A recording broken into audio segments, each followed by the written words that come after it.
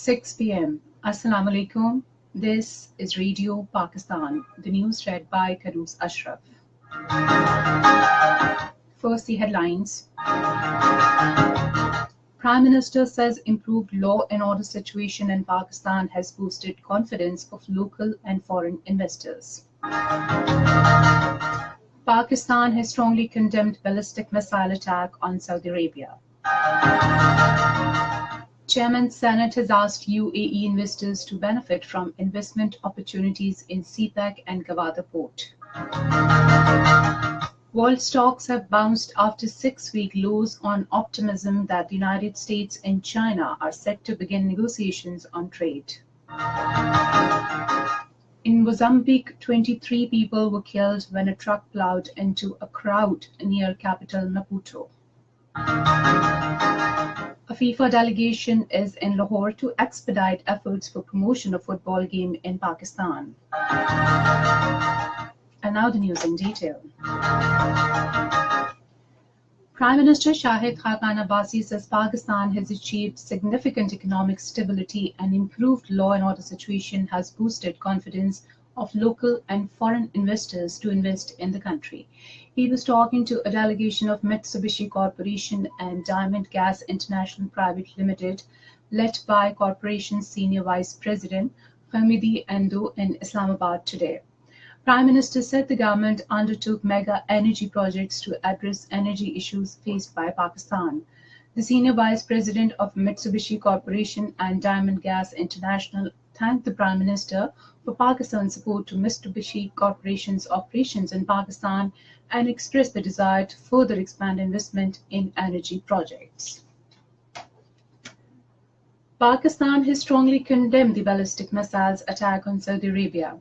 In a statement, Foreign Office spokesperson said Pakistan commends the government of Saudi Arabia for intercepting the missiles and limiting the casualties. The spokesperson reiterated Pakistan's full support and solidarity with the government and people of Saudi Arabia against any threats to its territorial integrity and against Haramain Sharifain.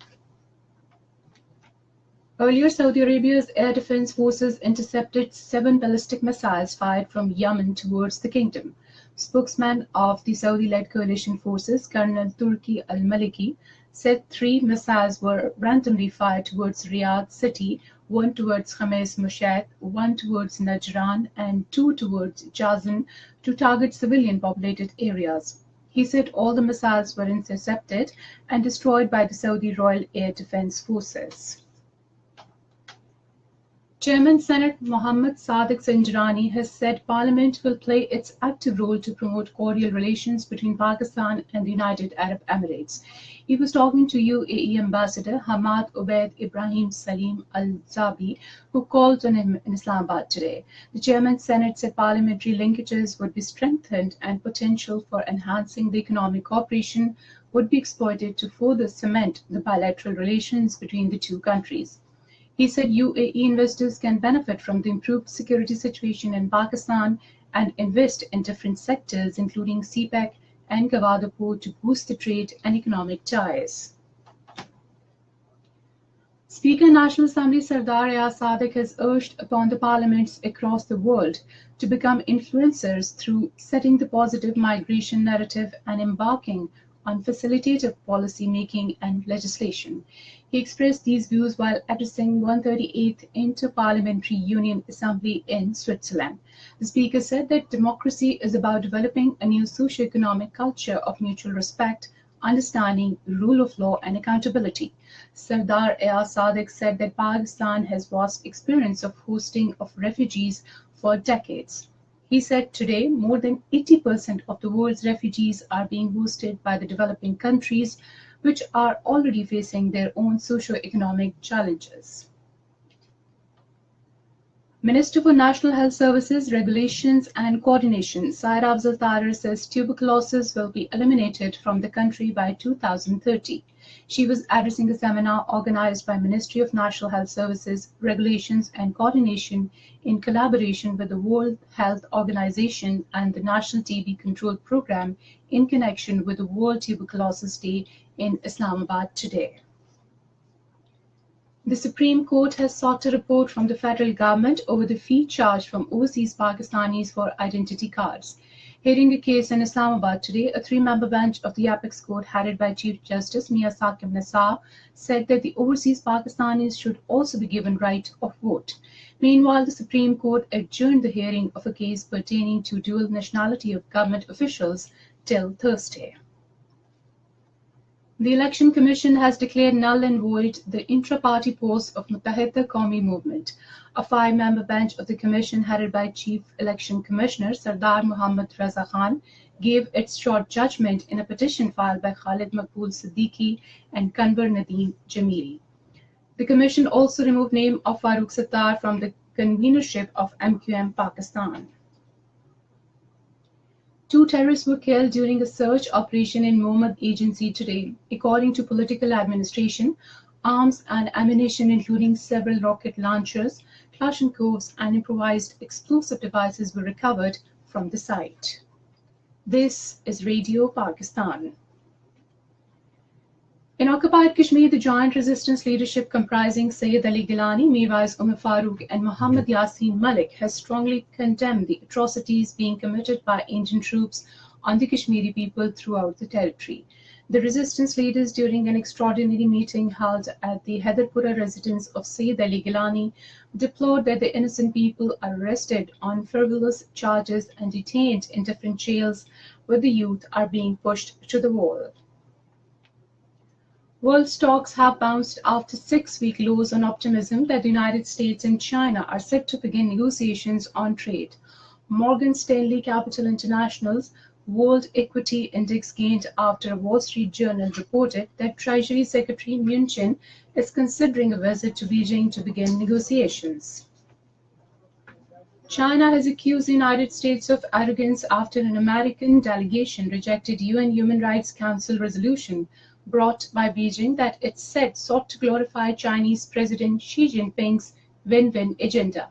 At a news briefing in Beijing today, Chinese Foreign Ministry spokeswoman Hu Chuang said many countries observed at the meeting that the Chinese resolution reflected the common wishes of the international community.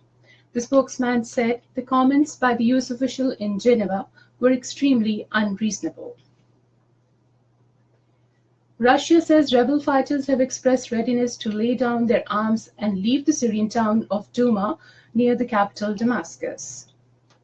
North Korean Foreign Minister Ri Yong-ho will visit Russia next month to hold talks on regional issues. This was reported by Russia's TASS news agency today.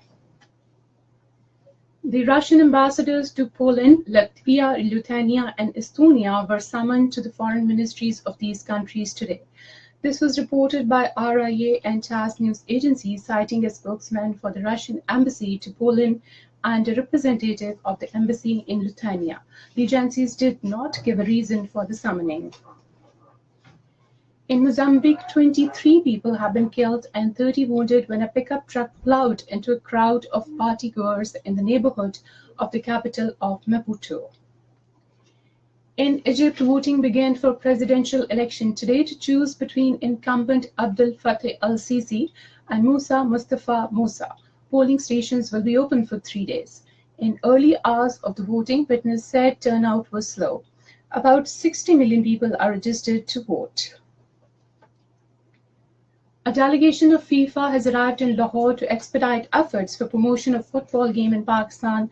The delegation visited Pakistan Football Federation head office in Lahore and briefed about the necessary procedure for financial assistance of FIFA Forward program. Speaking on the occasion, the president of Federation, Faisal Saleh Hayat, thanked the delegation for taking interest in promotion of football game in Pakistan. Pakistan Cricket Board has announced a 15-member cricket squad for the upcoming West Indies T20 series. And finally, the weather. Mainly dry weather is expected in most parts of the country during the next 12 hours. And that is the end of the news. For more news and analyses, log on to our website, radio.gov.pk, and also watch live video streaming of our bulletins on the link facebook.com Radio Pakistan News Official.